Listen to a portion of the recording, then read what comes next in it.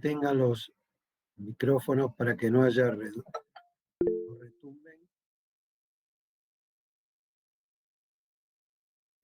Quiero comentarles un poco en qué va a consistir la reunión de hoy.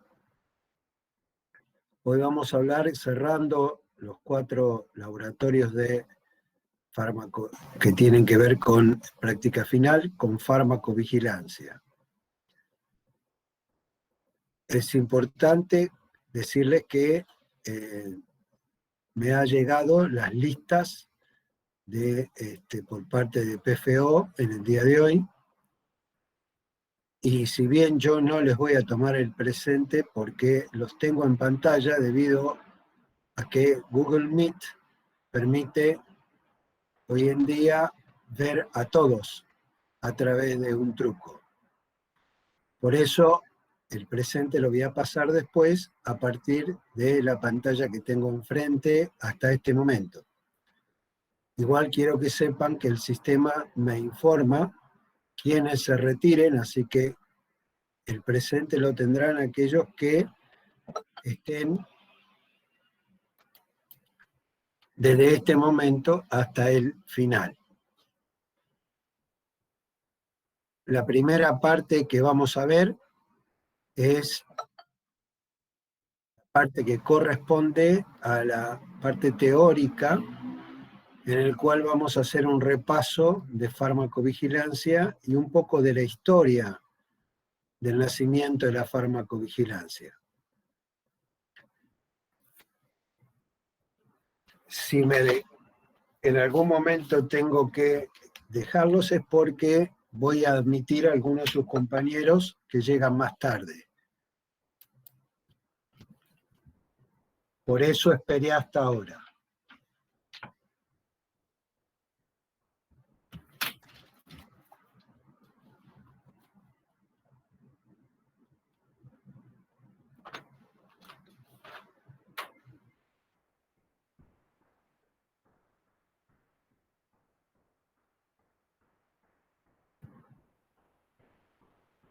Voy a comenzar entonces con la presentación.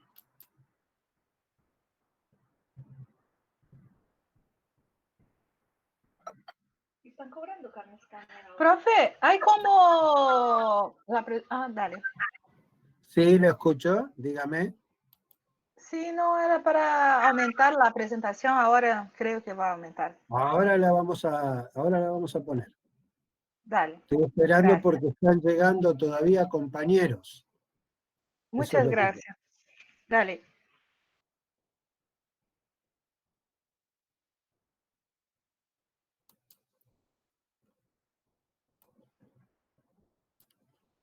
Aquí ustedes, comenzamos entonces con la presentación y vemos que el 10 de agosto del 2015 aparece una noticia en el blog que ustedes ven acá, donde se informa que falleció la farmacóloga Frances Holden Kelsey, la mujer que detuvo el suministro de la talidomida. Entonces, basándonos en el reporte que ha presentado Boada Suárez, vamos a recorrer un poco la historia que llevó a lo que hoy conocemos como la farmacovigilancia.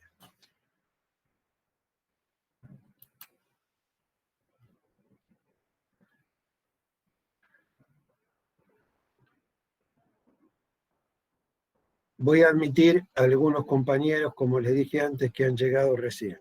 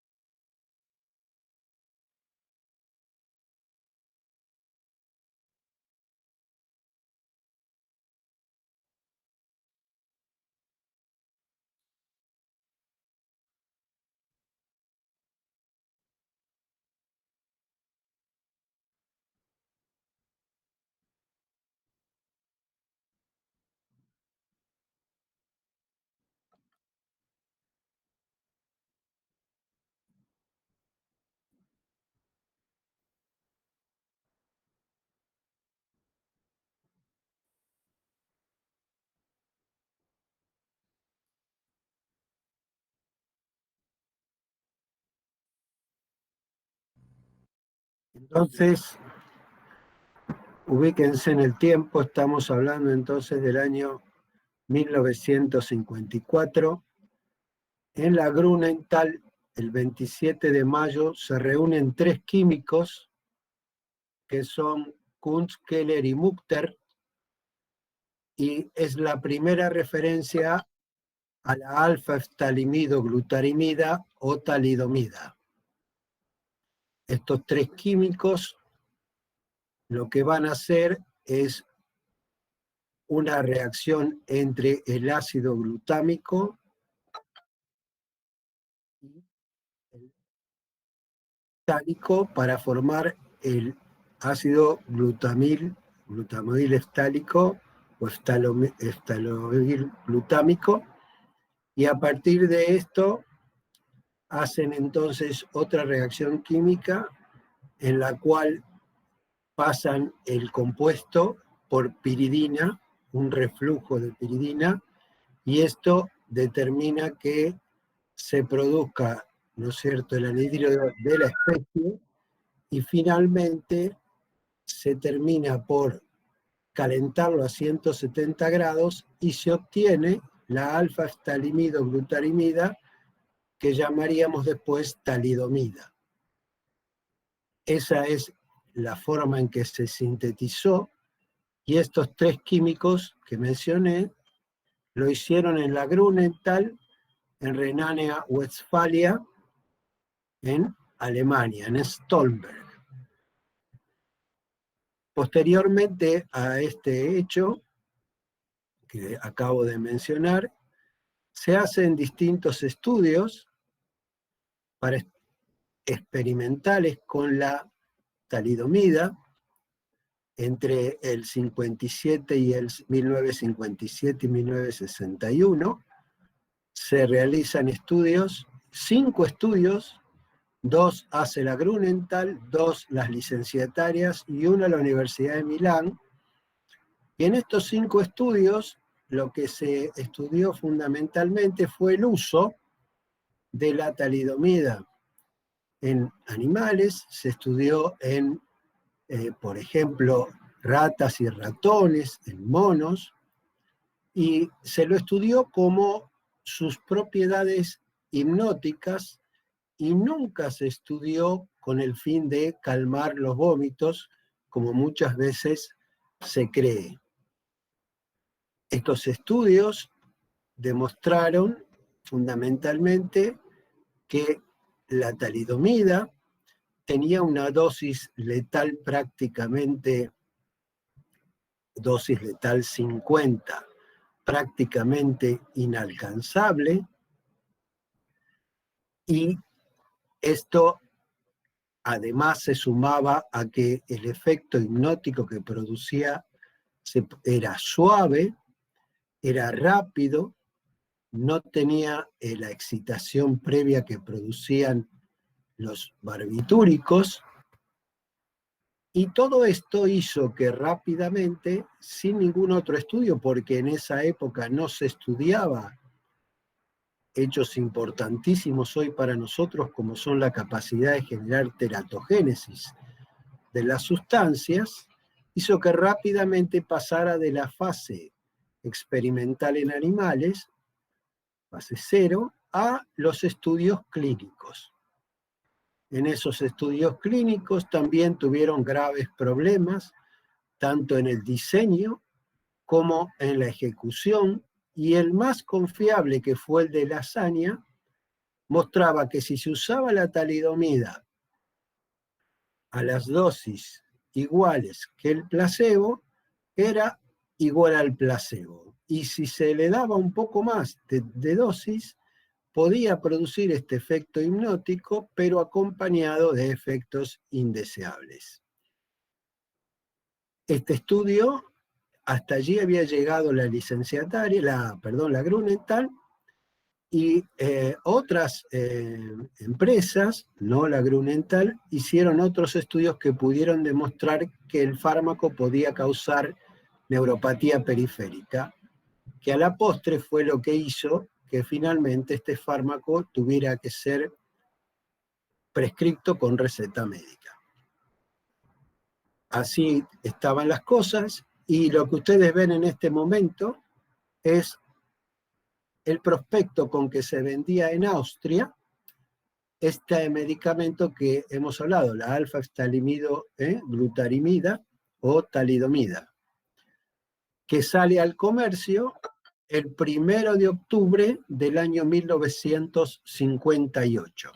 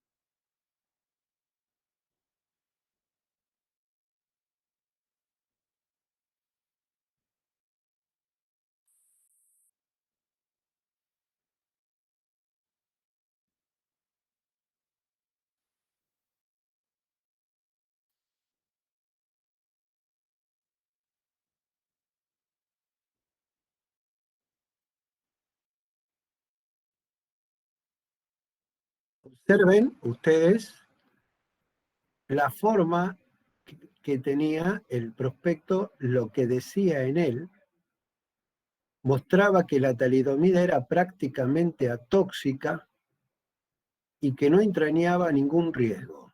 El Softenón es extraordinariamente bien tolerado, incluso las dosis extremas no entrañan riesgo tóxico. Esto estaba basado en eso de la dosis letal 50 inalcanzable.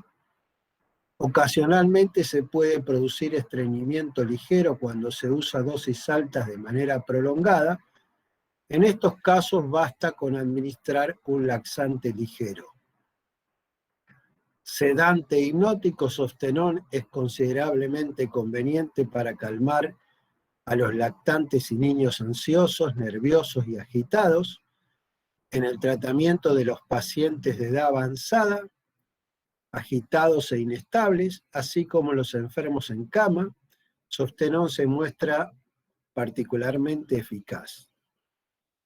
Es así que estaba indicado en distonías vegetativas que nadie sabía qué significaba, irritabilidad, agitación, nerviosismo, sensibilidad al mal tiempo, hipertireosis, problemas climatéricos y premenstruales, agudos y crónicos del sueño y del adormecimiento. O sea que era el gran calmante, el gran ansiolítico, y no tenía, era totalmente inocuo, era una panacea.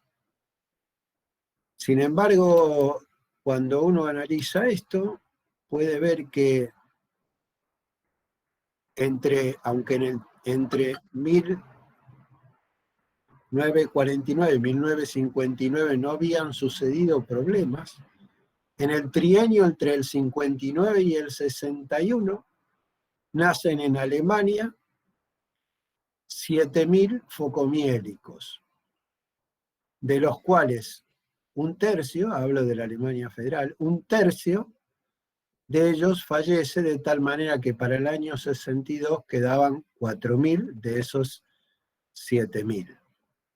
Esos chiquitos nacían con esta característica, muchas veces tenían ausencia del pabellón auricular, presentaban los bracitos y las piernitas unidas a los cuerpos.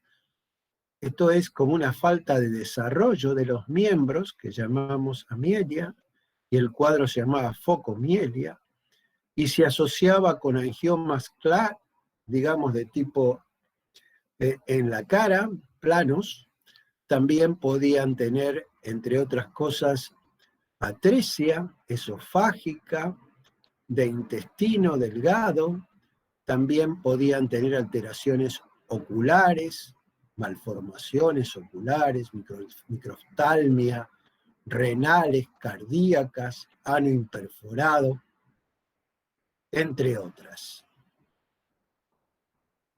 Esta situación preocupa realmente y a partir de ese momento, en Alemania, dos científicos, Weicker y Hangerlund, comienzan a pedir informes a otros países y se llega a la conclusión que en el Reino Unido existían alrededor de 1.400 focomiélicos. En España, por ejemplo, llegó a haber alrededor de 3.000 y en el mundo 50.000, porque la talidomida o alfa-talimidoglutarimida se vendió en 80 países con 46, es decir, perdón, con 46 marcas comerciales en 80 países. O sea que el daño producido por la talidomida fue grandísimo y uno se pregunta por qué tuvo que ocurrir esto.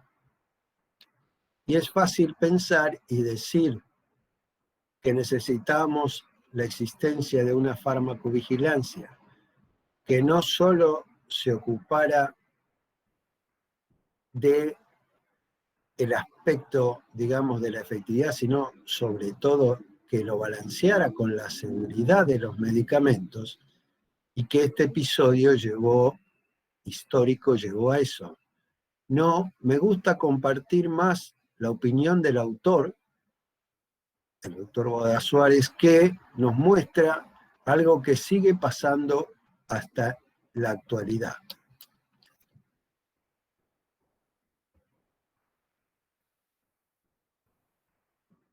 Él dice que más bien pienso que una práctica científica deficitaria, tolerada por una dudosa moral mercantil, permite instaurar hábitos perversos en la sociedad, cuyos miembros siempre terminan pagando por ello con el agravante, en este caso, de que los perjudicados fueron los seres más inocentes e indefensos que puedan imaginarse los fetos.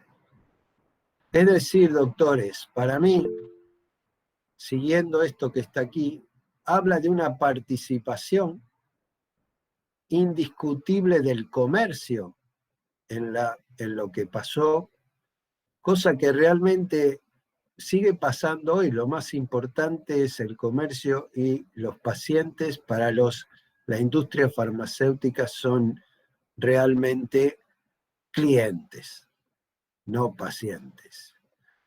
Y aparte de esto, es importante saber, como otro trabajo muy interesante para que ustedes lo vean, ya que navegan tanto por internet, que tiene que ver con, se denomina Deconstruyendo la Casta Médica, donde se ve que para que este logro sea posible por los laboratorios, tienen una gran participación de los propios médicos, de ciertos grupos de médicos. Deconstruyendo la casta médica. Por eso, lo más importante aquí es que esto nunca más vuelva a repetirse. Sin embargo, si leen los reportes acerca de seguridad de medicamentos, en España, el valproato ha causado tanto o más daño que el que ha causado la talidomida ahora, en nuestros días. Profe, O sea, sí. permiso. El power se ve cortado. ¿Se ve cortado? ¿Sí? ¿Ahora? Continúa. A ver, acá lo que dice es nada más que nunca más vuelva a repetirse, participemos todos. Dale. Entonces, ¿cómo siguió esta historia de la talidomida? La historia siguió de esta manera. Un pediatra genetista joven de nombre Widukind Lenz era jefe de servicio en una clínica pediátrica de Hamburgo-Eppendorf y comienza a sospechar que las malformaciones que se veían luego de descartar la hipótesis vírica y genética podía ser por una sustancia química, por un medicamento. Entonces comienza un estudio epidemiológico sistematizado en junio de 1961 y envía un cuestionario a todas las mujeres que habían tenido hijos focomiélicos, en los cuales les preguntaba, entre otras cosas, qué medicamentos habían tomado durante el embarazo, qué estudios radiológicos se habían hecho, qué estudios de laboratorio, si habían tenido trastornos alimentarios, qué anticonceptivos usaban y hasta qué marca de lápiz de labio. Eso lo manda en junio el doctor Widukind Lenz y entre julio y noviembre recibe las respuestas y empieza a asombrarse porque 41 madres que representaban el 20% de la muestra y no podían descartarse falsos negativos, habían tomado un medicamento de nombre Contergan, la talidomida, entre la sexta y la octava semana de embarazo. Widukind Lenz tenía un amigo. Este amigo era un abogado que tenía una hija focomiélica. Entonces, Widukind Lenz y el abogado, convencidos ya que la malformación era producida por la talidomida, se dirigen hacia la Grunenthal a pedirles que suspendan el comercio del medicamento. La Grunenthal se niega. Entonces publican 2 artículos alarmantes en 2 publicaciones que traducidas al castellano serían El Espejo, Der Spiegel, y la otra Der Sonntag, que significa El Mundo el Domingo, de tal manera que no le queda otro remedio a la Grunenthal que el 25 de noviembre del 61, en forma cautelar, retirar la talidomida del comercio. El 2 de diciembre lo hace de ese año Inglaterra y España se demora hasta el 63, por lo cual tuvo, como les conté a ustedes, cerca de 3.000 focomiélicos. La historia, en esa época también se conoció que podía ser la causante, la talidomida, debido a reportes de Speyer y de un ginecólogo que era William McBride, que era un ginecólogo de Australia, ya vamos a hablar más de él, que reportaba que había visto en sus pacientes que habían tenido hijos focomiélicos y en el Lancet lo había publicado. Después vamos a volver a este personaje más tarde para entender cómo la talidomida llegó a las embarazadas. A todo esto, la talidomida había alcanzado, en la época de su venta, una venta que daba tanto dinero como podía dar casi la aspirina. De tal manera que era bueno pensar. Permiso, voy a admitir compañeros.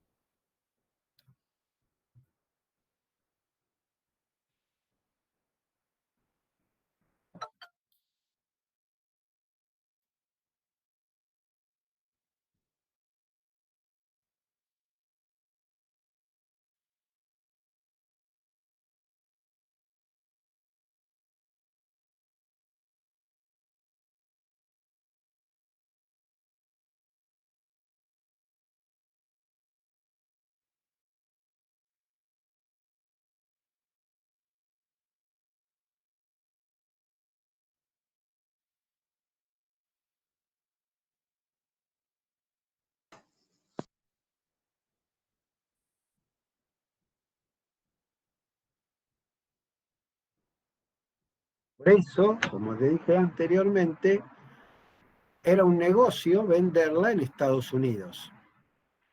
Por eso habla a la Merrill Co., que ustedes saben que es la que comercializó el Vivaporub, para que vaya a la FDA y promueva la venta en Estados Unidos de la talidomida. ¿Quién lo recibe en la FDA? Justamente Oldham Kelsey, que era una farmacóloga joven, muy bien preparada, que trabajaba para la FDA, y cuando ellos llegan con la distiller, que era justamente la Merrill Co., era en Estados Unidos, y tenían una que después vamos a hablar, que es la distiller en Australia, cuando llegan los de la Merrill Co., allí es que ve el dossier que traían justamente Oldham Kelsey, y ve y les dice, no vamos a admitir el registro del medicamento porque hay datos farmacocinéticos del mismo incompletos. Entonces, los de la Merrill Co. se vuelven, pero ¿qué hacen? Desacreditan a la farmacóloga con el público, con sus jefes. Sin embargo, ella las hace volver 5 veces y no registra la talidomida en Norteamérica. Y salva a los Estados Unidos de la epidemia de focomielia. Es así que Oldham Kelsey, como vimos al principio, detuvo lo que pudo hacer ser la epidemia en Norteamérica de la focomielia. Luego, en las últimas veces que ella rechazó a los licenciatarios de la Grunenthal, adujo que ya se sabía de la polineuritis y, claro, por supuesto, de las malformaciones.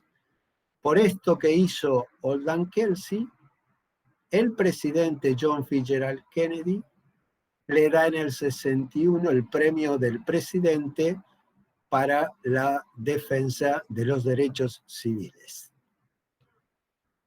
Esta es la historia entonces de Oldham Kelsey.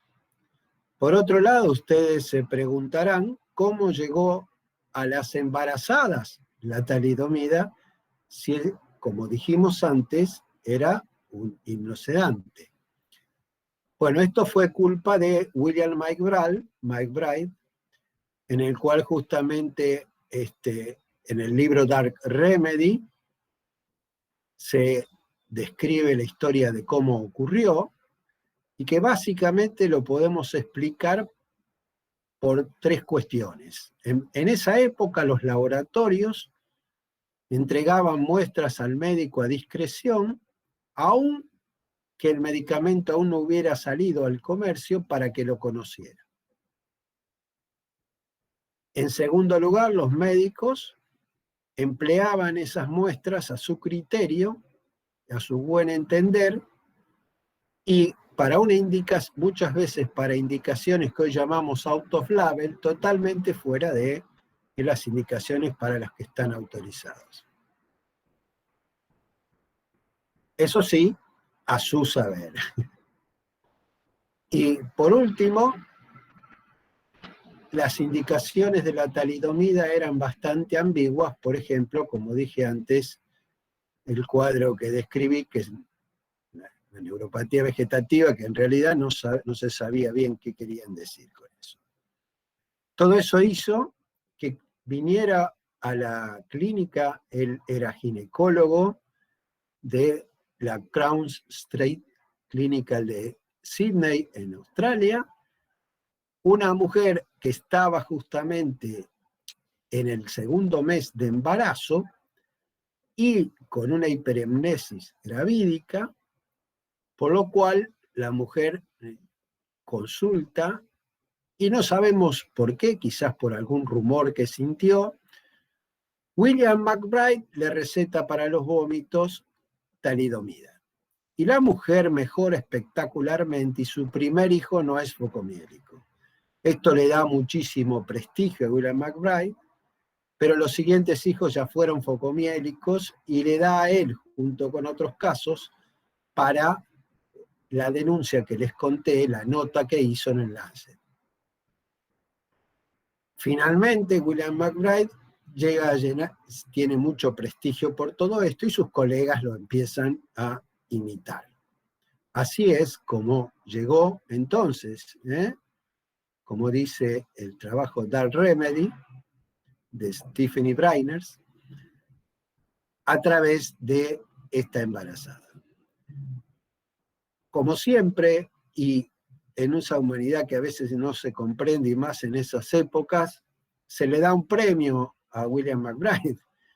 En el año 62 se lo nombra el hombre del año, lo nombra la prensa australiana, y en el 69 la reina Isabel le da el nombre de comendador del Imperio Británico, cuando él había sido el causante de varios casos de focomielia.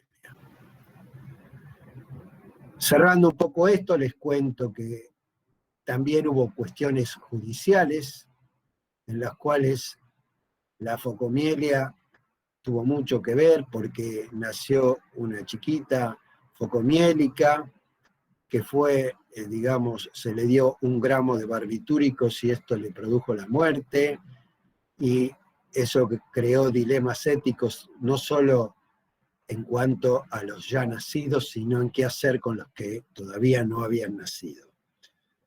También se preguntarán ustedes si tuvieron alguna compensación estos chicos con todas estas malformaciones que les he descrito. En Alemania se arreglaron con los abogados, no tuvieron ninguna compensación. Y en España se les dio 20.000 euros por cada punto de minusvalía. La última pregunta a responderse: ¿y se usa la talidomida? Y ustedes saben que empezó a usarse para patologías, en un principio como la lepra, también luego siguió usándose y ahora se usan derivados para el tratamiento de mieloma, de mielodisplasias, etcétera, etcétera. Es decir, que no dejó de usarse y encima tenemos cada vez derivados que se utilizan para distintas cuestiones. Así que, aunque los chicos estos hubieran deseado que la talidomida no se vende más, se sigue vendiendo ella o sus derivados. ¿Podemos evitar esto en el presente? ¿Podemos evitar que sigan ocurriendo como están ocurriendo tragedias como la de la talidomida? Sí, tenemos una manera. Y esa forma es la farmacovigilancia. Por eso es muy importante comenzar a entender cómo nos comunicamos en farmacovigilancia. Esto es la terminología en farmacovigilancia. Y en ese sentido podemos decir que un acontecimiento adverso o evento adverso es un evento no deseado que ocurre temporalmente asociado en un paciente tratado con un medicamento, aunque no esté causalmente relacionado con el fármaco.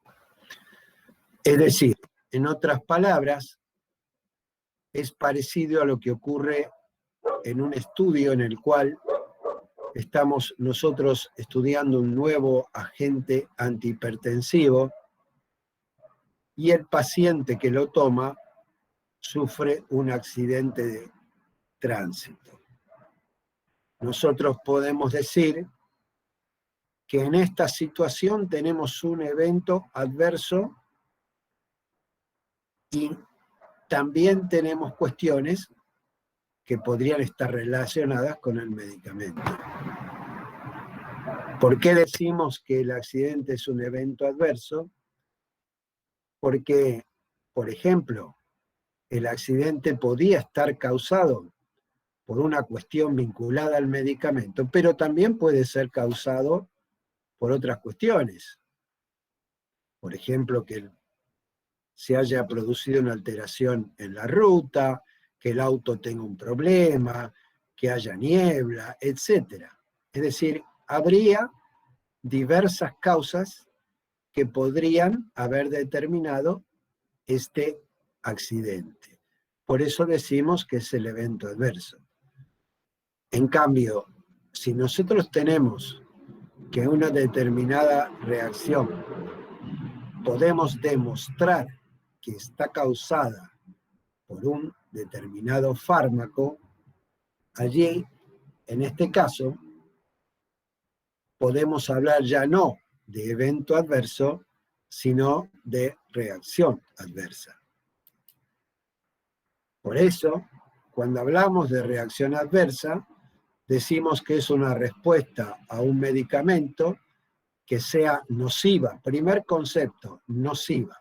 No intencionada, que ocurra con las dosis habituales que se utilizan para profilaxis, diagnóstico o tratamiento de enfermedades o para modificar funciones fisiológicas.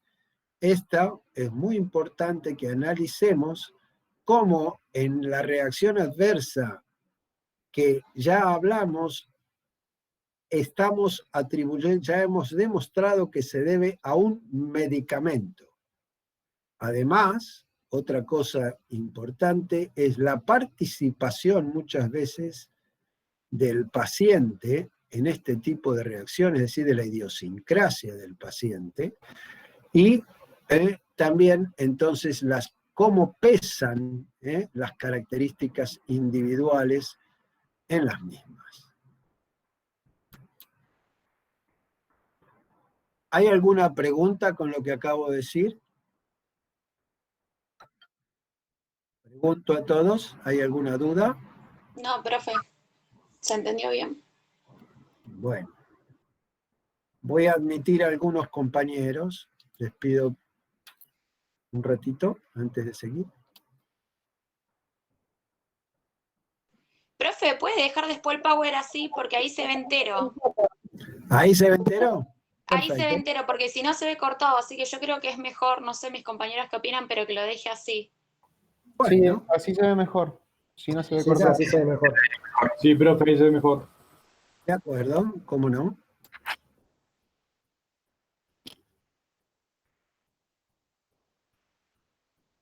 Entonces hemos entendido la diferencia entre un evento adverso y una reacción adversa. Ahora, desde el 2011, que tuve el gusto de asistir a la conferencia del profesor Madurga en Argentina, en Córdoba, muchos términos han cambiado y entonces es importante que hablemos todos el mismo lenguaje, que es entonces un efecto colateral. Fíjense algunas características esenciales del efecto colateral. Siguen llegando compañeros cuando nos estamos por ir ya. Bueno.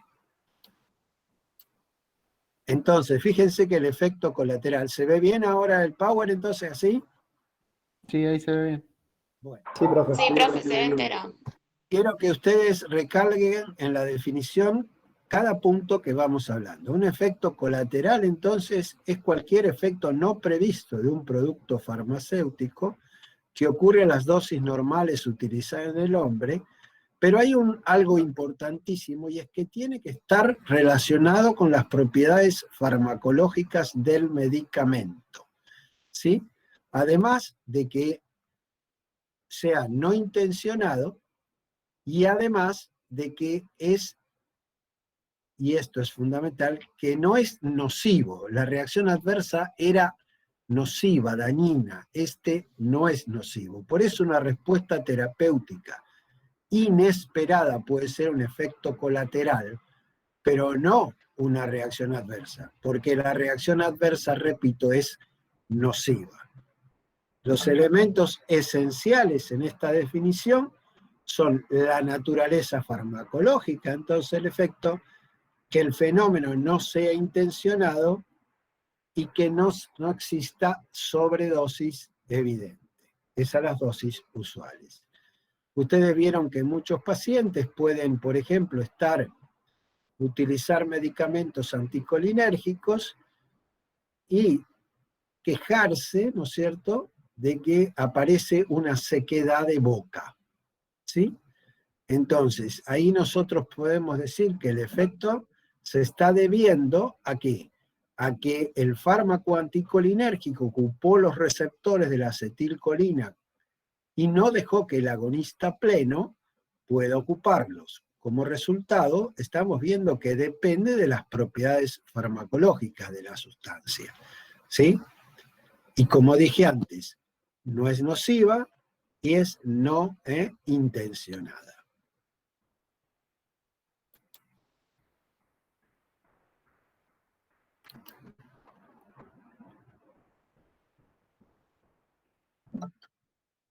Seguimos entonces con el efecto secundario, otro concepto que muchas veces se emplea como sinónimo del efecto colateral, pero no debe serlo.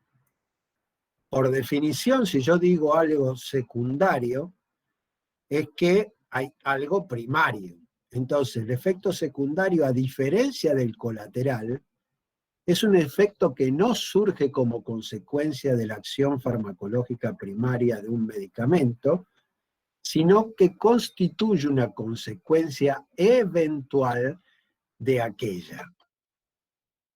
Dos ejemplos.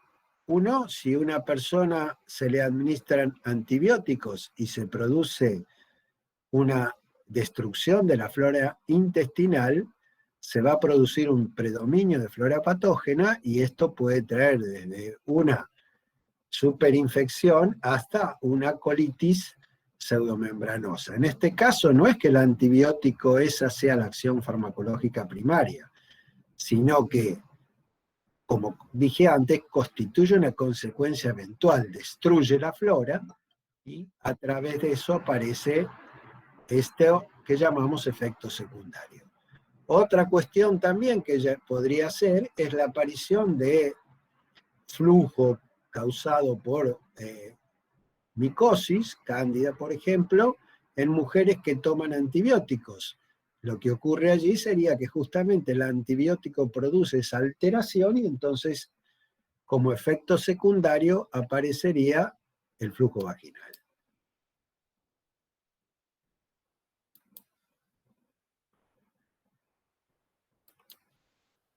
¿Alguna pregunta? ¿No? No, profe. Bien.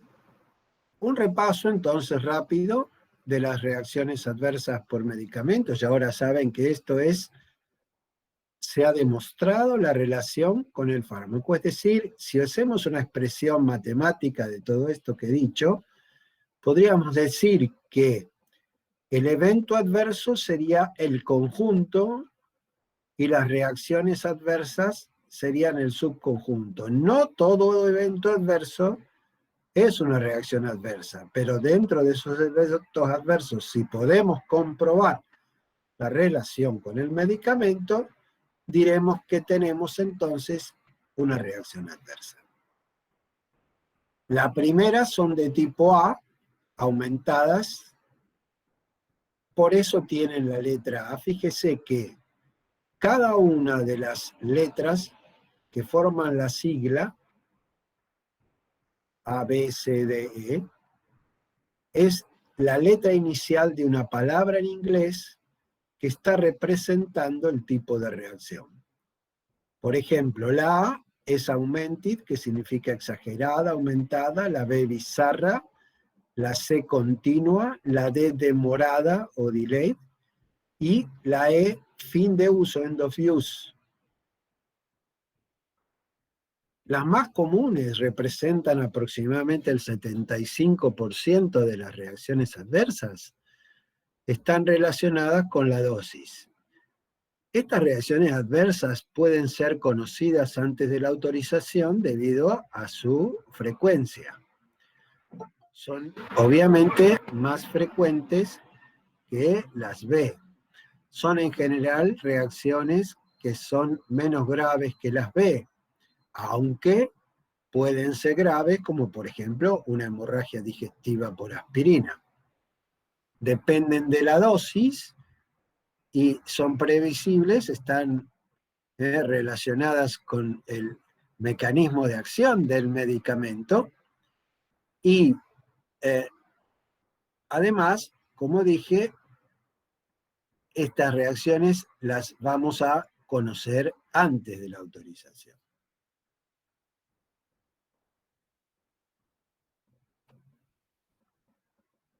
Les invito a que veamos algunas de ellas, como por ejemplo la bradicardia en los beta bloqueantes, la deshidratación de los diuréticos, la constipación de los opioides, como por ejemplo el tramadol, o la hipoglicemia de la insulina.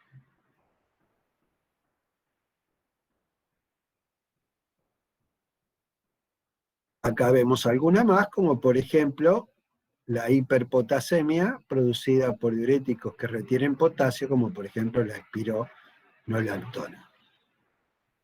La de tipo B, lo primero que tienen que recordar ustedes, la de tipo B, que tienen la importancia esencial de que este recuerdo es de gran utilidad en la práctica médica de atención primaria, es el hecho que este tipo de reacciones está relacionada con las características propias del paciente, o sea, les decía yo, idiosincráticas. Y además también puede ser en relación con el sistema, la inmunidad del paciente. Por ejemplo, vemos que a diferencia de las A, no se relacionan con el mecanismo de acción ni con la dosis. Esto es importante porque muchas veces creemos y generalizamos las cosas y decimos, cuando estudiamos farmacología, tengo que pasar el nivel umbral y el nivel techo para tener, si el umbral podría tener alguna reacción adversa y si paso el nivel techo tengo toxicidad. Pero también tenemos reacciones graves que están por debajo de esa concentración umbral, porque no dependen de la dosis, sino, como dije antes, de las características genéticas de los pacientes. Por esa razón son poco frecuentes, no son conocidas antes de la autorización, es decir, antes que el medicamento salga al comercio, no son previsibles, y lo que más nos debe importar es que son graves y que pueden ser potencialmente fatales, lo cual quiere decir que pueden llevar al paciente al óbito.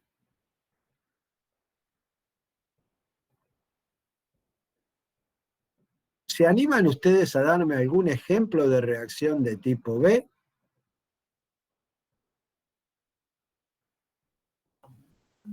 Justo era lo que le quería preguntar si podía dar un ejemplo. Alergia. No, lo dejo a ustedes que están al final de la carrera. El angioedema en los IECA. El angioedema, el shock anafiláctico, exacto, por penicilina, por ejemplo. Farmacodermia, síndrome de Steven-Johnson. Exacto, muy bien. Eso es lo que quiero, su participación. Las A son demasiado obvias, pero en la B, recordemos esto, porque ¿cuál es la manera que podríamos evitar las reacciones de tipo B? Cuéntenme. ¿Qué harían ustedes en su práctica médica para evitar las reacciones de tipo B? Nada. ¿Cuál es la medida más importante con la que cuenta el médico? ¿Qué les parece? Sería importante preguntar para el paciente si ya tuvo algún episodio antecedente de alergia ante la administración de un fármaco. ¿Los demás están de acuerdo? Sí. Bien, entonces, el arma más importante que tenemos los médicos es el interrogatorio. No nos debemos olvidar de que además de hacer una buena historia clínica, como ustedes la han aprendido en las primeras partes de la carrera, es muy importante que esa historia clínica tenga una parte que se ocupe del interrogatorio sobre los medicamentos. Y sustancias que no son medicamentos que muchas veces pueden interactuar con los medicamentos. Aquí algunos ejemplos de reacciones de tipo B. El metimazol, un antitiroideo, discrasias sanguíneas; la paroxetina, un antidepresivo que inhibe la recaptación de serotonina, insuficiencia hepática fatal; y las estatinas como la serivastatina, la miopatía y la rhabdomiólisis que pueden producir el dolor muscular. Todo esto ha hecho que la serivastatina se retire del comercio en el 2001. También hemos tenido problemas de este tipo, como por ejemplo hace poco, lo que sería la nimesulida fue retirada del comercio por problemas de insuficiencia hepática. También un antidepresivo, la nefazodona, puede producir insuficiencia hepática. Un AINE, el Droxicam, también puede hacerlo. Y también puede hacerlo algunos del grupo de los anti-H2.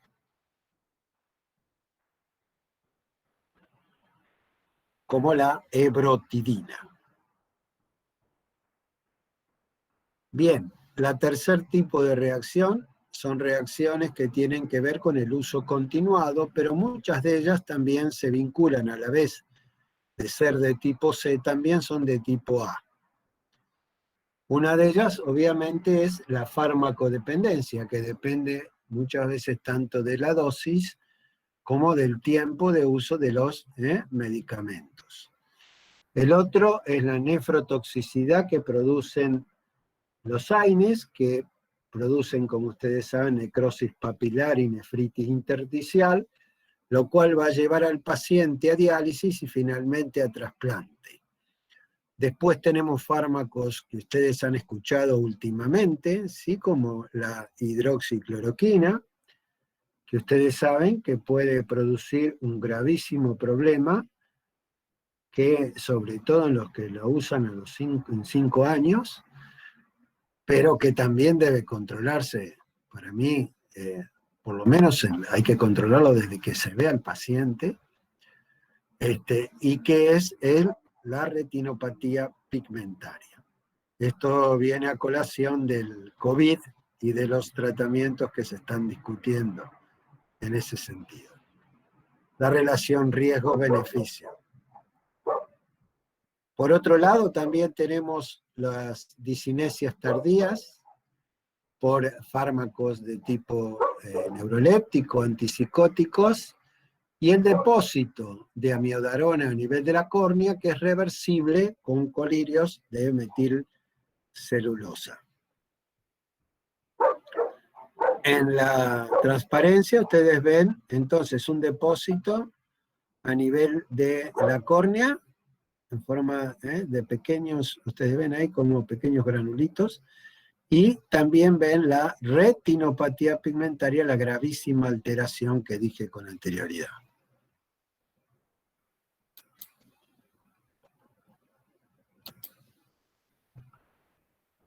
Seguimos entonces con la D. Esto pretende ser un repaso rápido. La D, entonces, significa delayed. Son reacciones muy graves que dependen del tiempo y son diferidas, por lo tanto.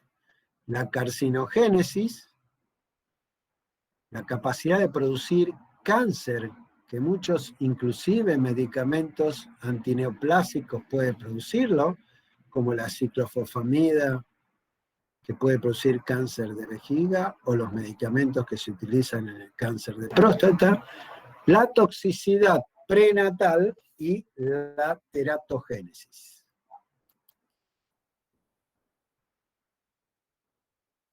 Por último, las de tipo E, que son reacciones, de fin de uso. Estas son muy importantes en la práctica médica, y acá hay algunos ejemplos, ustedes podrán encontrar muchos más. El efecto rebote de los beta bloqueantes, también puede ser de la clonidina, también entonces tenemos de los corticoides. También sabemos que muchas veces los pacientes, por ejemplo, asmáticos que suspenden bruscamente, agravan su enfermedad. Estos son algunos de los ejemplos. El síndrome de abstinencia por el uso de fármacos de abuso, etc.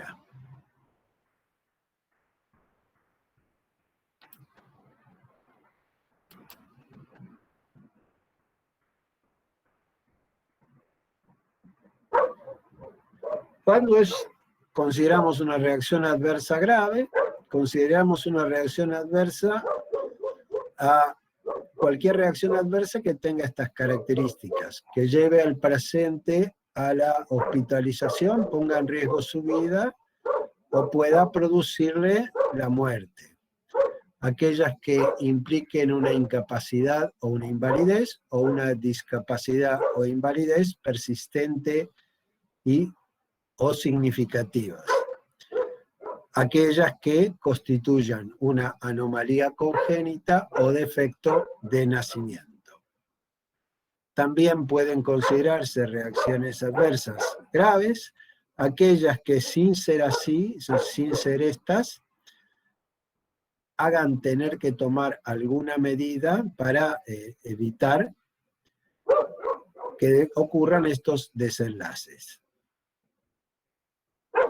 También pasar a través de un medicamento, por ejemplo, pasar un agente infeccioso a través de un medicamento también es una reacción adversa grave.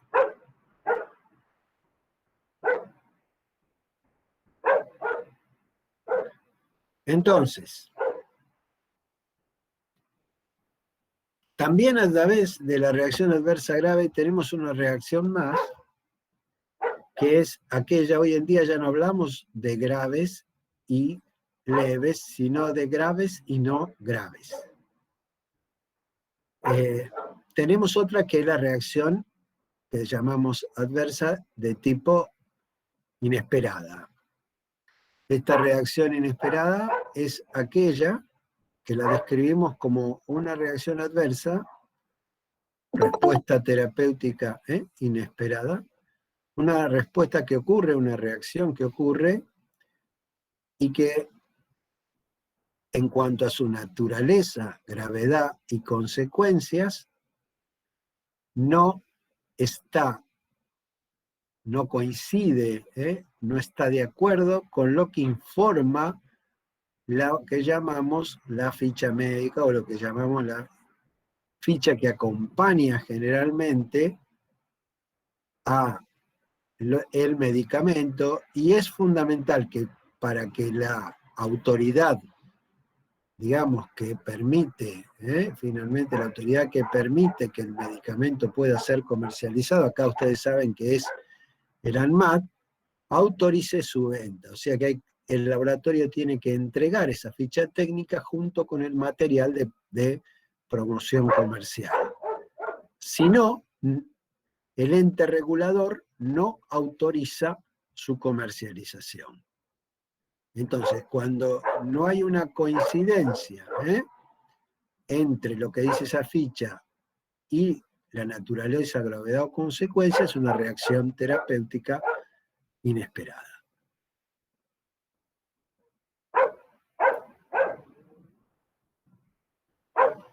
La farmacovigilancia, entonces, es definida como todo lo que tiene que ver con la detección, evaluación, cuantificación y prevención de los efectos adversos de los medicamentos o cualquier otro problema relacionado con ellos. Pero ¿qué ocurre? Nos quedamos cortos con esa definición y me gustaría que ustedes recuerden la que sigue. La farmacovigilancia, entonces, es una actividad de salud pública destinada a todo lo que dijimos antes, pero la terminamos distinto, y decimos, y prevención de los riesgos asociados a la utilización de medicamentos una vez comercializados. Y esos riesgos nos van a permitir hablar también que las RAMS tienen que ver con la dependencia, con el abuso, con el uso incorrecto y con los errores de medicación.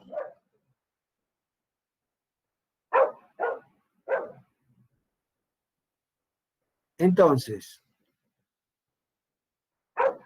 es importante crear sistemas de farmacovigilancia en los distintos países para investigar el comportamiento del medicamento luego de su aprobación. Y España, por ejemplo, ha creado bases de farmacovigilancias, como la FEDRA y otras, realmente notables, cuya finalidad va a ser recoger, analizar y distribuir información acerca de, como dije antes, los riesgos asociados con el uso de los medicamentos en la fase de comercialización. Las notificaciones que nosotros podemos hacer al ente regulador van a estar relacionadas con que las podemos hacer de distinta manera, ya sea de los centros de atención periférica hacia el hospital de base y hacia el área de salud correspondiente y de allí hacia el ANMAT, pero también pueden hacerse notificaciones electrónicas al ANMAT.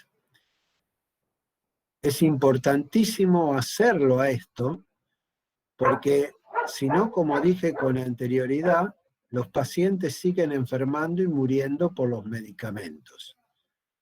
Esta notificación en la Argentina es una notificación voluntaria.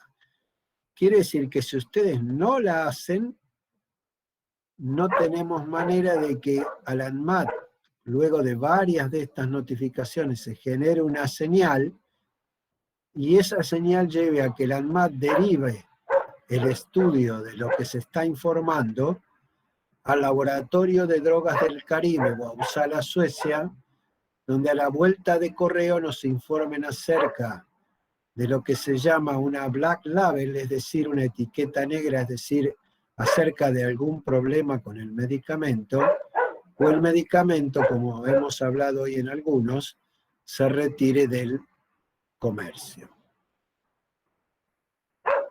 Entonces, esta notificación es la comunicación de una sospecha de reacción adversa a un medicamento a un centro regional o nacional por parte del profesional de la salud, en forma espontánea. Podría ser a través, como dije, de medios electrónicos o la forma que informé antes. La ficha de farmacovigilancia la voy a tener que agrandar para que ustedes la puedan ver, si no, no. Me dicen si la ven o no.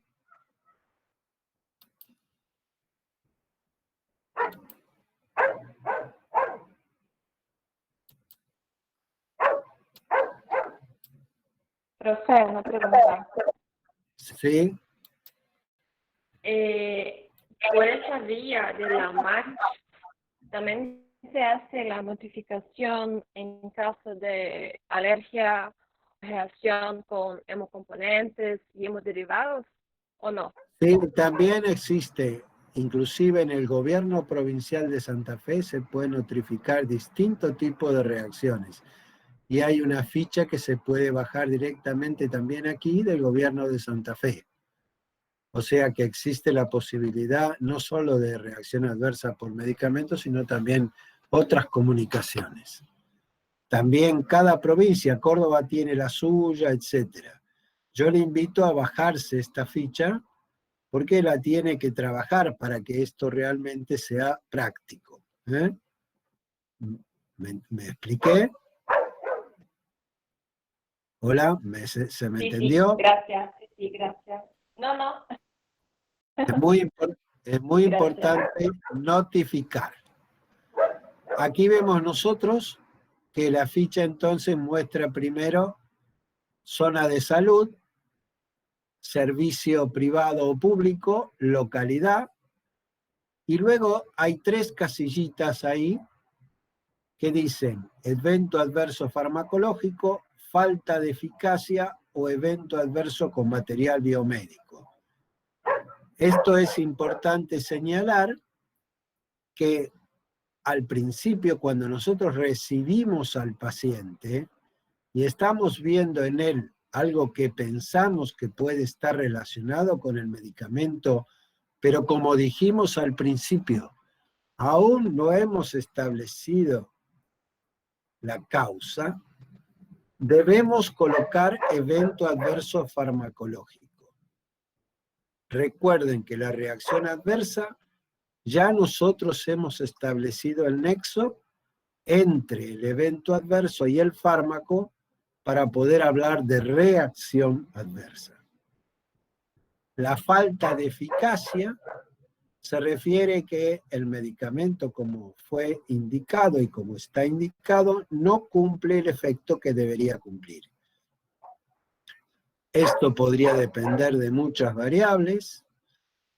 ¿Dónde ese paciente consiguió el medicamento, lo compró? Saben ustedes que si lo hacen en un kiosco, en un supermercado, muchas veces esos medicamentos podrían estar adulterados y ahí marcarían ustedes sospecha de falsificación del medicamento, sí. Y también puede ocurrir por cuestiones vinculadas con el propio paciente, respetó la dosis, los intervalos, etc. También puede ocurrir por cambios de formas farmacéuticas, por ejemplo, de una forma de liberación prolongada a otra y no conseguir ya entonces la misma concentración y la misma efectividad del medicamento. Es decir, es enorme la cantidad de variables que podrían incidir y uno tiene que establecer cuál es la causa y si hay una falta entonces de efectividad, porque así debería llamarse, porque estamos hablando ya en la fase de comercialización, entonces deberíamos marcar el segundo ítem. Las fichas de varias de las provincias tienen, para que ustedes se acuerden de esto que estoy diciendo yo ahora, resistencia al medicamento, también puede ser otra causa de falla en el tratamiento. Están escritos detrás de la hoja qué es lo que tiene que ponerse en cada uno de los ítems. Se colocan los datos del paciente y posteriormente es muy importante la descripción del evento adverso. Es decir, qué es lo que presenta este paciente, que luego tendremos que relacionarlo con el medicamento para establecerla, que ese evento adverso es una reacción adversa. La descripción puede ser semiológica, como ustedes están acostumbrados, o puede realizarse también, entre comillas, con las palabras que mencione el paciente, también mencionando la evolución del cuadro. No confundir el evento adverso con la enfermedad de base del paciente. Luego tenemos los exámenes complementarios, tanto relacionados con el evento adverso como con la patología de base. Estableceremos el diagnóstico presuntivo de este paciente, no el evento adverso, sino el diagnóstico presuntivo, la patología que tiene este paciente, y las condiciones médicas relevantes serán fundamentales. ¿Por qué? Porque si yo pienso en un evento adverso que sea de causa B, si hay antecedente de alergia, eso será un factor importante contribuyente. En el embarazo es fundamental recordar el periodo de organogénesis entre la 4ª y la 8ª semana, 26 a 56 días, que es fundamental para pensar entonces en una RAM que tenga como causa entonces un medicamento, como la teratogénesis, que ustedes vieron que eran reacciones de tipo D. El alcohol, porque recuerden ustedes que hay interacciones importantes del alcohol, y que el alcohol, por ejemplo, en el caso de agudo, produce inhibición enzimática, lo cual aumenta concentración y toxicidad de los medicamentos o otras sustancias, mientras que en el alcohólico crónico tiene un efecto inductor. El uso de drogas y la disfunción hepática y renal, porque saben ustedes que es la vía de eliminación de los medicamentos y por lo tanto se hace fundamental que veamos eso, pero el paciente no nos va a poder informar acerca de eso y deberemos pedir el laboratorio correspondiente. Además, debemos tomar en cuenta el tabaquismo, que también puede, por ejemplo, funcionar como inductor enzimático, entre otras cosas. Abajo pondremos la medicación concomitante, incluyendo terapias alternativas, y posteriormente completaremos la parte donde dice nombre genérico y nombre comercial. ¿Alguno de ustedes me podría decir qué es el nombre genérico y qué es el nombre comercial?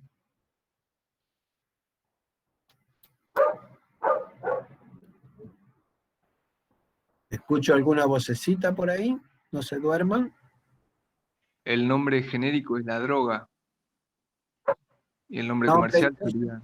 El nombre es el nombre de la droga o principio activo. ¿Y quién se lo pone? Ah, eso Lo no sé. principativo. ¿Quién se lo pone? Lo principativo. ¿Quién pone el nombre del principio ¿Qué activo? No lo sé. organización? ¿Qué organización pone el nombre genérico?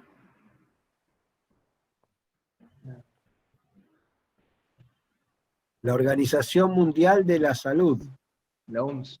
la OMS. ¿Y qué es un nombre comercial? El nombre comercial es el nombre que elige la empresa para definir ese principio activo, cómo va a ser, cómo va a ser el envase y todo eso. Muy bien. Laboratorio. Entonces, el laboratorio le pone el nombre comercial, exacto.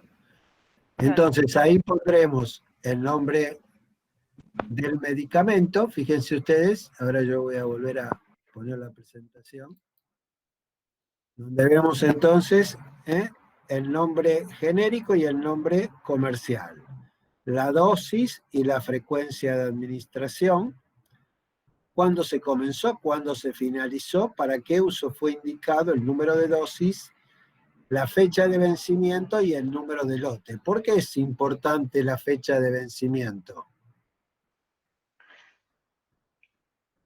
Porque para prevenir cualquier daño al paciente. Esta es una de las cosas. ¿Y qué más? E também para identificar o lote que está dañado o vencido. Y si está vencido, ¿por qué motivo Puede ser. consultaría? ¿No sería que al estar vencido disminuiría la acción farmacológica del medicamento? ¿Qué dicen los demás? ¿Les parece lógico? El efecto Sí. La falta de eficacia. puede ser. Sí, claro. Entonces sí, es así. Entonces es muy importante consignar la fecha del vencimiento y el número de lote exacto. Ustedes saben que continuamente la ANMAT retira medicamentos, cosméticos y otro tipo de sustancias justamente por problemas en los lotes.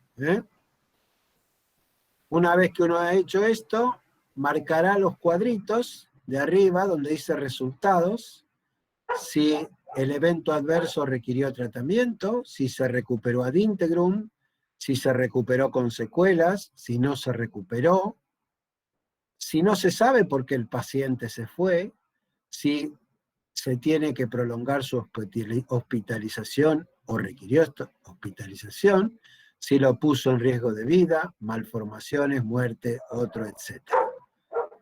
Pueden llenarse varias de estas casillas. Por último, ¿hasta dónde podemos llegar en el consultorio con la relación entre el evento adverso y la reacción adversa? Evidentemente, muchas veces no podremos llegar nosotros a demostrar la relación causa-efecto entre el evento adverso y el fármaco. Pero, ¿por qué? Porque el cumplir con las pautas que lo permitirían podrían llevar al paciente a agravarlo o producirle la muerte. Pero sí tendremos que utilizar un esquema que es el más fácil y ver hasta dónde llegamos, que es el esquema de la FDA. En este esquema, si hay una correlación temporal entre la administración del medicamento y el evento adverso, diremos que la relación causal es en ese caso posible. Si no, directamente diremos que es dudosa y todo informe que llega a la ANMAT dudoso se descarta. Si además volvemos a dar el medicamento y el paciente vemos que él presenta la misma reacción, diríamos que la reacción adversa estaría probada, pero muchas veces no nos es posible llegar a este punto, porque si el paciente tuvo un shock anafiláctico, yo no le puedo volver a dar la penicilina. Entonces, podremos establecer la relación temporal, como dijimos antes, y decir si esta existe, que la relación causal es posible. Lo otro que sí podremos hacer es la primera pregunta que ven en la hoja, que dice que si la suspensión o reducción de dosis del medicamento sospechado causó disminución o desaparición del evento adverso. En ese caso, si causa reducción o desaparición del evento adverso, diremos nosotros que la relación causal es en este caso probable, pero muy difícilmente podamos llegar a probada. Por lo tanto, haremos el informe correctamente hasta ese punto, con nuestros datos, y lo enviaremos de alguna de las formas que les dije antes a ANMAT, que es el que se encargará de derivarlo, como dije antes, al Laboratorio de Drogas del Caribe, Uppsala, Suecia, para que obtengamos a la vuelta o bien la Black Label o el retiro del medicamento. ¿Alguna pregunta? Profe, y, ¿Sí? y con respecto a los medicamentos que son manipulados, ¿cómo se hace la notificación? ¿Los medicamentos qué? que son manipulados. A ver si lo dice de otra manera porque no le entiendo. ¿Se refiere a los adulterados? No, los que son manipulados en la, digamos, lo que se hace por manipulación. A las fórmulas magistrales se refiere, doctor. Claro, por la fórmula magistral. Bueno, en las fórmulas magistrales ya la cuestión no son medicamentos hechos, sino que se preparan. Pero muchas veces están hechos con distintas, depende de cuáles sean, pero hay lugares donde también se puede, vuelvo a decir, hay fichas que permiten también, en situaciones de fitoterapia y otra cosa, notificarlo. Acá estamos hablando de los medicamentos. Fíjese usted que aquí, si usted se fija el algoritmo de Naranjo, por ejemplo, que tengo en este momento, está hablando justamente de fármaco.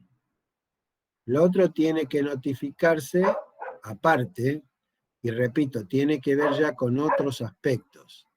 Esto que estamos viendo acá se refiere a las interacciones, digamos, a la relación entre el evento adverso y el fármaco.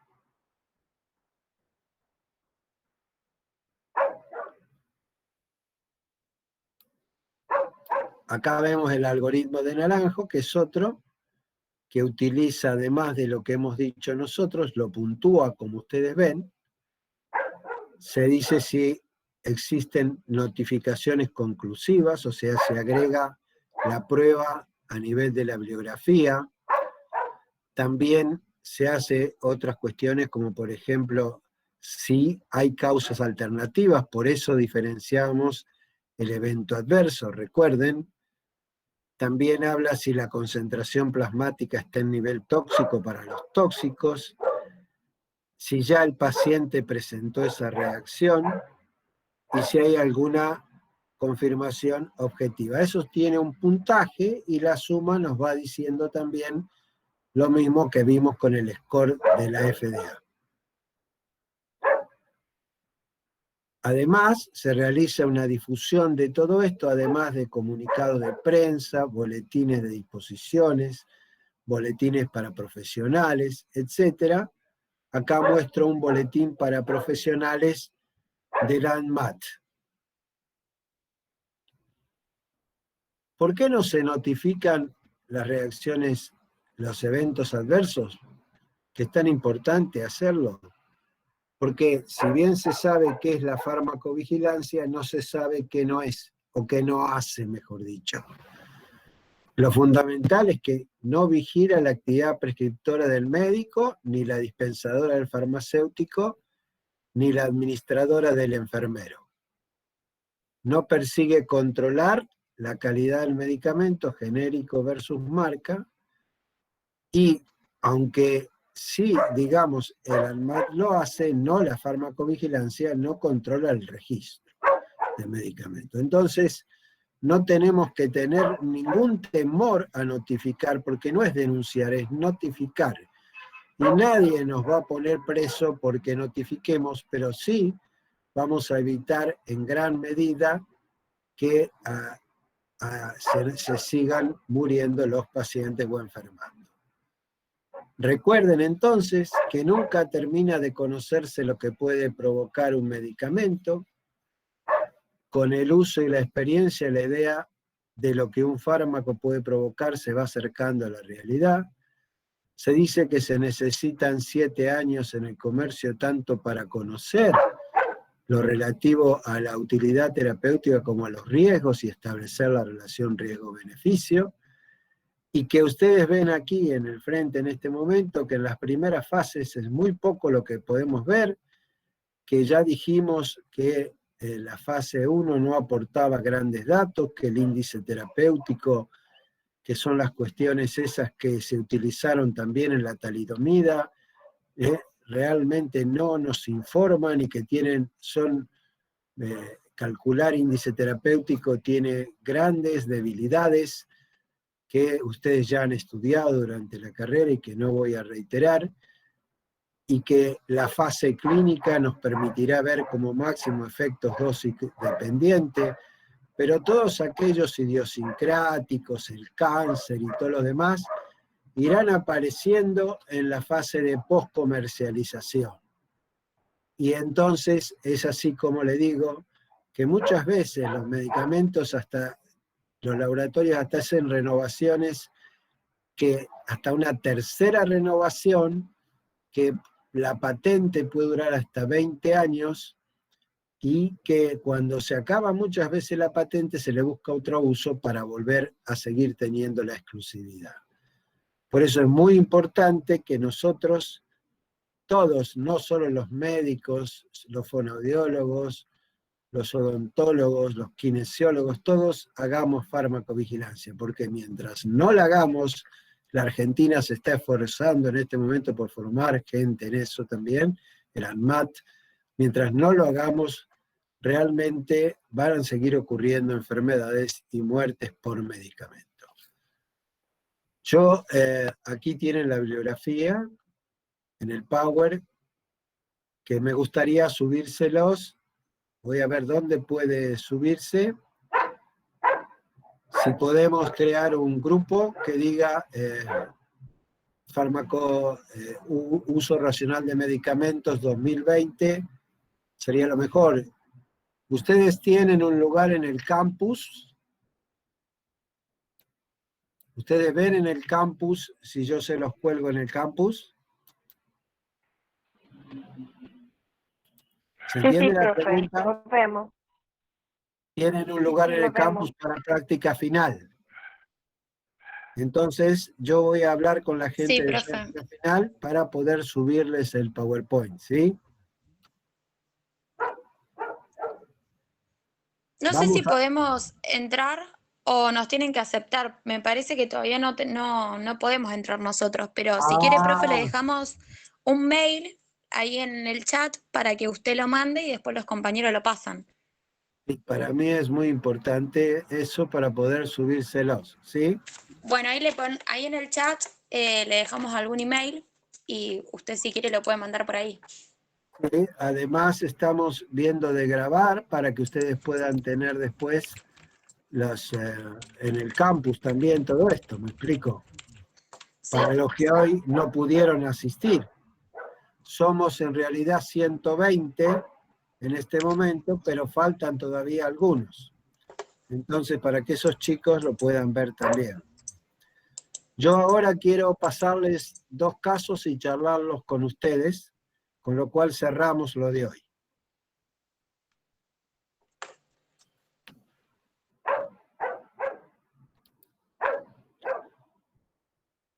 El primer caso es un caso bastante común en la práctica médica.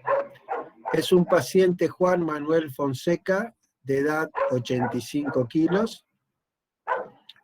El paciente es traído a la guardia por su esposa, que manifiesta que él mismo no puede hablar y que no puede mover el brazo derecho.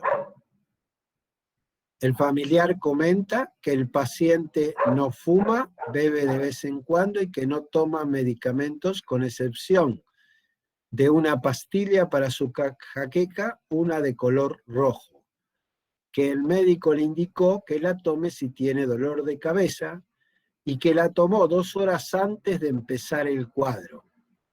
Asimismo, comenta que la semana pasada, el 7 de mayo, el paciente, esto está hecho en el pasado, por supuesto, el paciente fue visto por un médico de un servicio domiciliario de urgencia, quien le había diagnosticado angina con pus, así lo dice el paciente, y que como es alérgico a la penicilina, le indicó claritromicina 500 miligramos cada 12 horas. Los antecedentes personales, salvo los comentados, no presenta antecedentes patológicos de significación. El paciente requirió tratamiento en internación y el diagnóstico de egreso fue accidente cerebrovascular isquémicos. Los medicamentos fueron la claritromicina, fecha de vencimiento, entonces el 14 del 12, Y la ergotamina, entonces, que cafeína e ibuprofeno, que era, ustedes deben conocer algunos nombres comerciales, como por ejemplo Migral 2, Ibupirac, Migra, etc. Lote ECO 970 con un vencimiento el 15 del 8. Yo quisiera que ustedes, voy a ir nombrando las partes de la ficha y ustedes me van a ir diciendo qué pongo en cada lado, ¿sí? Así hacemos este ejercicio en forma práctica a partir de todo lo que hemos hablado.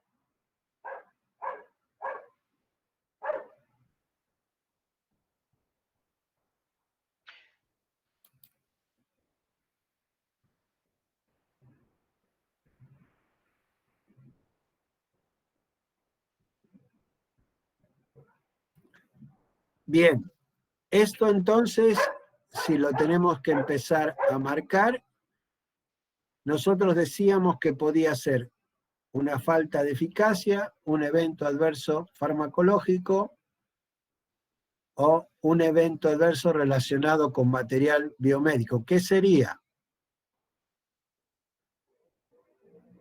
¿Una reacción adversa o un evento adverso farmacológico?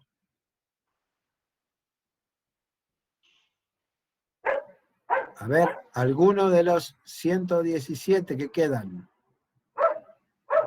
Reacción adversa. Una reacción adversa. ¿Usted está segura que está relacionado con el fármaco? Está viendo por primera vez al paciente.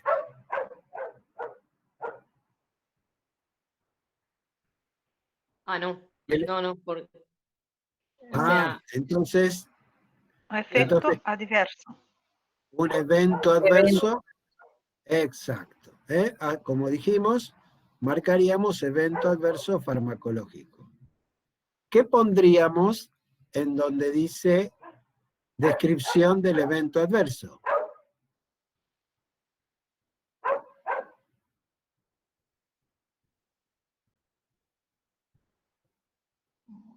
¿Escucharon ustedes lo que le pasó al paciente? Describiríamos lo que le pasó al paciente, que no siente movilidad en el brazo, y algo más, lo que no recuerdo. No podía hablar, ¿se acuerdan? Dificultad del habla, sí. Bien. Entonces eso es el evento adverso, ¿sí? Bien. ¿Cuál sería los exámenes complementarios? Los tendríamos que escribir después allí. ¿Cuál sería el diagnóstico de base? Acá, ¿qué es lo que el paciente tenía? Un ACV de tipo isquémico, referí. ¿Eso es el evento adverso o es la enfermedad de base del paciente? La enfermedad de base sería la base. ¿Qué tiene el paciente? ¿Cuál es la enfermedad de base, perdón? Las migrañas que padece. La angina putácea.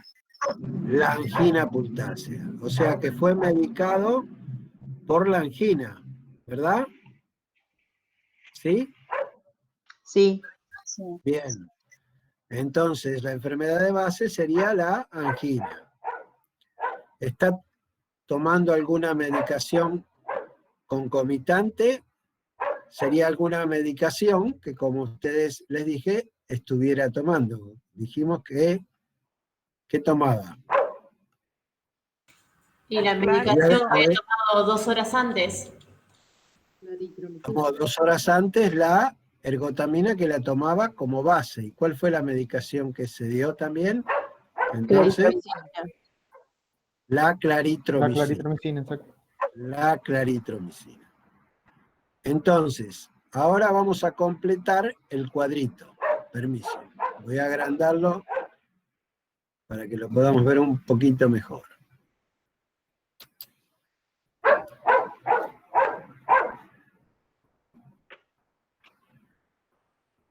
¿Cuál era el nombre genérico entonces de la claritromicina? Claricid. Claricid. ¿Cuál era la dosis y la frecuencia? 500 cada 500 12. miligramos en 12 en 12. En la fecha de comienzo y final, digamos, ¿cuánto hace que la está tomando? No se aflijan, yo les digo si no se acuerdan el caso, no se preocupen. La empezó a tomar cuando, el 7 de mayo, ¿verdad? Bien. O sea que le indicó Claricid. ¿eh? Entonces, si ese paciente, ahora, ¿cuándo se lo está viendo? ¿Tiene la fecha ahí? Es 12 de mayo, ¿sí? ¿Cuántos días la tomó? 5 días. 5 días. Bien. ¿Cuántas dosis tomó? 10. Bien. Entonces ahí escribimos todo esto que estamos hablando, ¿verdad? Seguimos adelante. Cuando consideramos el comienzo, el final, obviamente, ¿qué se hizo? Se suspendió inmediatamente, ¿verdad? ¿Se podía seguir con la medicación? Les pregunto a ustedes. No, ¿Qué la dicen? suspendió. Obviamente no. Las indicaciones de uso, ¿cuáles serían?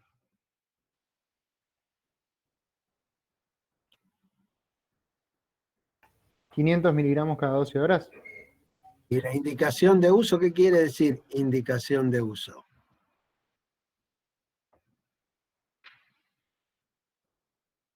Significa para qué lo usamos. A la claritromicina, ¿para qué la usamos? Ah, bien, para la angina del paciente. Eso. La indicación sería, ¿de acuerdo? Primero, entonces, veamos qué pasa. Porque él tomaba ergotamina siempre y no le pasó nada. Y sin embargo ahora hizo este accidente cerebrovascular, ¿verdad? Entonces primero debe colocarse el medicamento sospechado y después los otros. Fecha de vencimiento y número de lote. Bien, ¿cómo consideraríamos esta reacción que estamos, o este evento adverso que estamos viendo por ahora? ¿Cómo requirió tratamiento? ¿Qué les parece? Sí, la reacción sí. La reacción adversa requiere tratamiento, claro. Bien. No las tiene aún, pero seguramente más adelante podríamos decir que ese paciente que se recuperó con secuelas, ¿verdad? Y sí, podría ser una posibilidad. ¿Eh? Bien. Y en cuanto a la hospitalización, tendríamos también para marcar ahí, porque requirió o prolongó su hospitalización.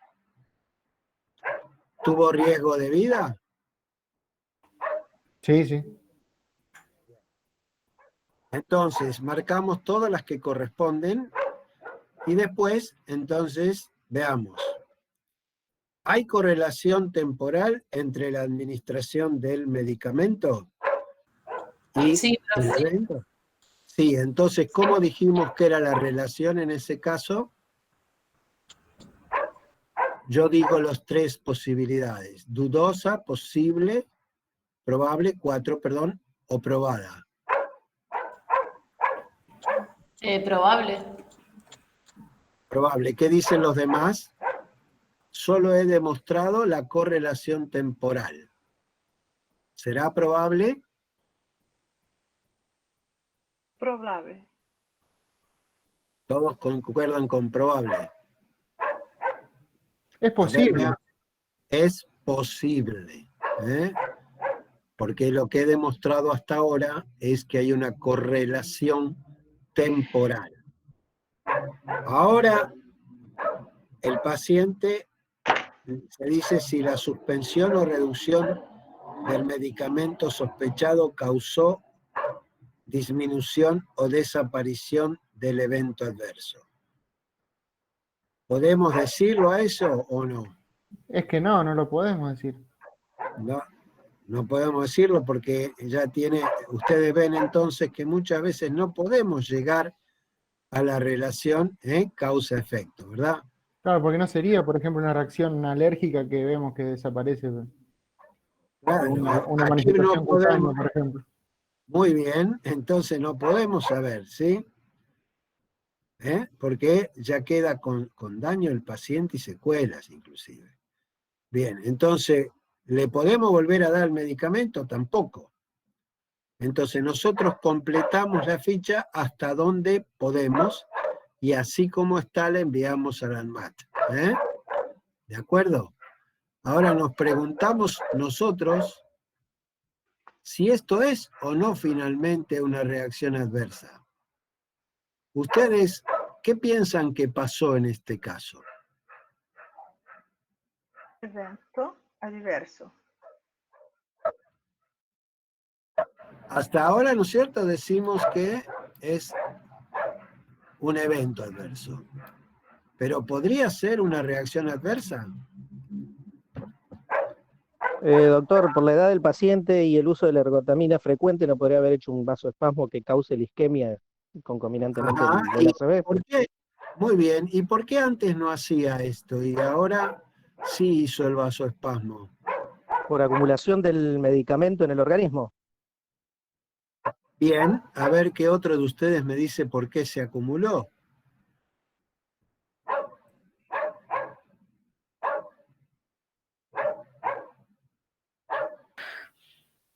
Porque la claritromicina inhibe, digamos, a la CYP3A4, que es donde se metaboliza la ergotamina.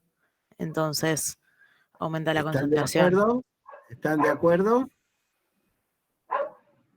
¿Los demás Sí, pueden omitir es alguna por eso opinión? que Sí, estoy de acuerdo. es porque la claritro con ergo es una combinación que no es indicada, justamente por eso. O sea que la claritromicina inhibió la 6P3A4.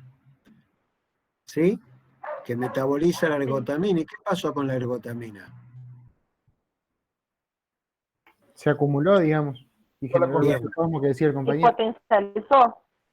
Para ustedes esta reacción adversa es una reacción adversa A, B, C, D o E.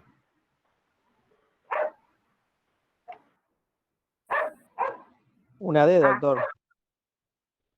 D. ¿Qué sería una reacción adversa D? La que queda con secuela el paciente. ¿Qué significaba D, la letra D? Desde morada, pero en realidad podría ser una tipo A, porque hay aumento de la dosis, digamos. Esto es algo importantísimo. Ustedes ven aquí en acción lo que estamos diciendo. Es decir, la inhibición de la 6P3A4 evidentemente hizo que no se pudiera metabolizar, ¿no es cierto?, la ergotamina, que es un agonista de los receptores serotonérgicos, y que ustedes saben que eso va a producir vasoconstricción y generó este cuadro. Entonces sería una reacción de tipo A, ¿verdad? Y le damos a este tipo de reacción el nombre de RAM por interacción. ¿Estamos? Entonces, Sí. ya estamos en la hora y no les quiero robar más tiempo. Tenemos otro caso y no tenemos otro día. Pero me animo, a si ustedes están de acuerdo, a invitarlos para hacer ese segundo caso conmigo. Con esto termina los 4 talleres y quiero saber si ustedes tienen interés en que hagamos eso. Sí, por favor, profe. Porque sería optativo. Y viene el que quiere. ¿Estamos? ¿Les parece bien que yo les deje? ¿Cómo puedo hacer para mandarles un link para encontrarnos en algún momento de la semana que viene? Sí, profe. Lo puede mandar a alguno de los mails que le pasaron ahí los compañeros y... Tenemos 2 casos más. Fíjense, yo más de 3 casos nunca hago, pero caso 2 y caso 3. Y hay también Profe, hasta caso. ¿puede aumentar un poco la pantalla, por favor? ¿La agrando? Sí. ¿La agrando? Sí, sí. Bien, a ver si ustedes pueden tomar una fotito. Sí. Bien.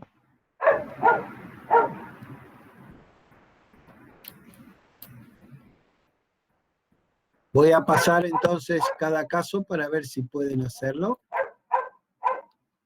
Ahí. Empecemos con el caso que hemos dicho recién. ¿Y qué nos dice la FDA?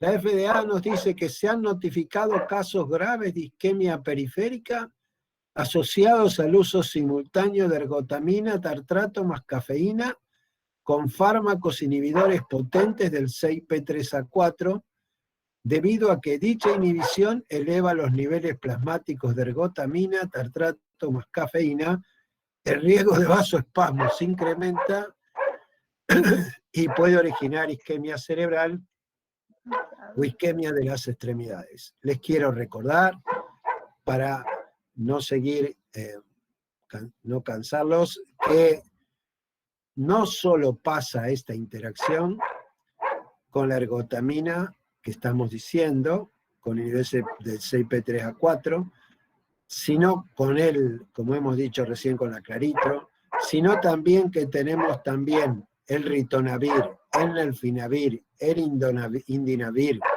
medicamentos para el SIDA, eritromicina, cosamicina, troleando. Esto puede llevar a vasoespasmo, isquemia, amputación, etcétera, y muerte. También recuerden los antifúngicos y el jugo de pomelo. El único antibiótico que, según la FDA, no produciría este riesgo dentro de los macrólidos es la acitromicina, al no ser inhibidor del citado citocromo. Esto cierra el caso. Aquí tenemos el caso 2. ¿Pueden tomar la foto ahí?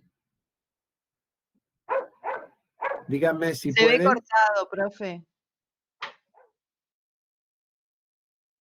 Es que yo se las quiero subir a los casos para trabajarlos, pero Ahí no se sé ve. dónde si no los pueden ver. ¿Cómo hacemos? Ahí se ve bien, profe. ¿Ahí se ve? No, muy chiquito, no sé, no hay cómo. A ver si... Claro.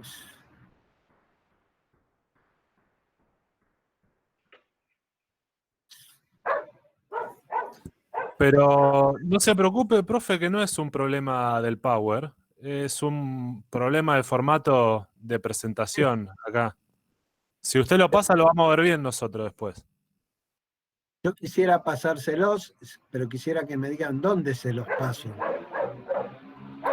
Fíjense en los comentarios que ahí los chicos le dejaron algunos correos electrónicos. Después nosotros los repartimos en los Bueno, grupos. perfecto. Entonces los subo a uno de los correos. Sí, sí, es mucho mejor. ¿Ustedes no tienen un grupo de WhatsApp? Sí. Sí, profe, tenemos. ¿Por qué no me lo pasan, por favor? Así yo les paso al grupo de WhatsApp directamente el archivo. Puede ser. Y ustedes lo descargan de ahí, directo. Dale. Sí, porque ustedes saben que el campus está funcionando, pero ustedes por el momento no están pudiendo verlo. Así que, para que esto valga la pena y yo pueda luego mandarles un link por esa misma manera para volver a encontrarlos. ¿Sí?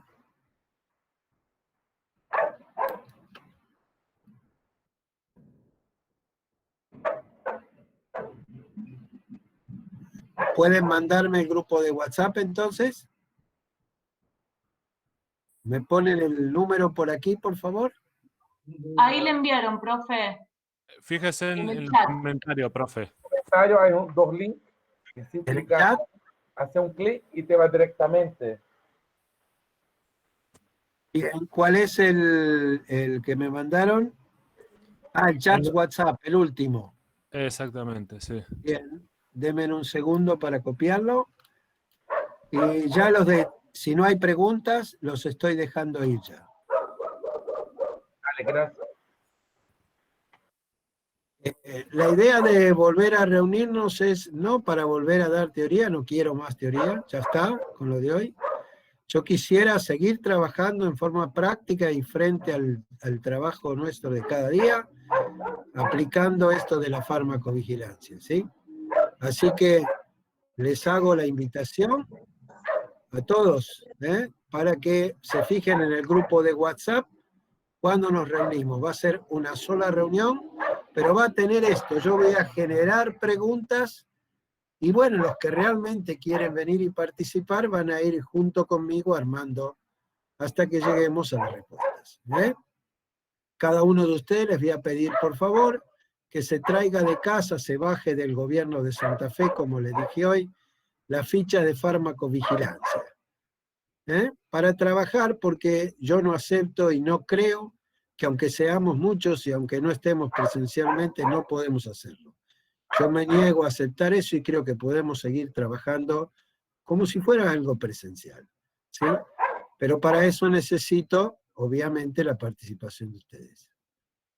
Así que bueno, los saludo y ya me comunicaré con ustedes por WhatsApp. Dale, los que quedan acá, ¿tienen alguna, los que quedan acá, hago una pregunta a alguno que haya quedado. Si han quedado con alguna duda o algo en especial con respecto a los talleres anteriores, o quisieran decir algo,